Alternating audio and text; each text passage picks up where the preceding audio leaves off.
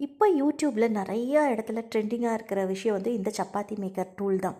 இது எப்படி வேலை செய்யுதுன்னு சொல்லிட்டு தான் நான் வந்து அமேசானில் ஆர்டர் பண்ணி வாங்கியிருந்தேன். இந்த டூல் நம்மளுக்கு உண்மையாலுமே வேலை செய்யுதா இல்லை சும்மா அதை போட்டிருக்காங்களான்னு பார்க்குறக்காகவே நான் வாங்கி எப்படி இருக்குன்னு காட்டியிருக்கேன். ஸோ இதுக்கு வந்து மைதா மாவு கொஞ்சம் கோதுமை மாவு கலந்து நான் கொஞ்சம் கொஞ்சமாக தண்ணி விட்டு இந்த மாதிரி மிக்ஸ் பண்ணிக்கோங்க. நான் கையில் கொஞ்சம் கூட நான் தொடலை. ஸோ ஜஸ்ட் அப்படியே அந்த டூல் வச்சு நான் ஜஸ்ட் மிக்ஸ் பண்ணிக்கிட்டே இருக்கிறேன்.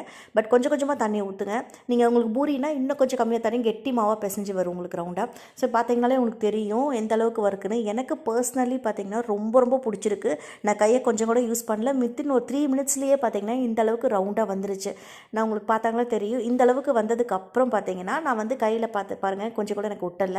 ஸோ எல்லாத்தையும் எடுத்துகிட்டு மேலாப்பில் கொஞ்சம் எண்ணெயை மட்டும் ஜஸ்ட் ஒரு நிமிஷம் நீட் பண்ணி எடுத்திங்கன்னா இந்த மாதிரி சூப்பராக கிடச்சிருச்சு.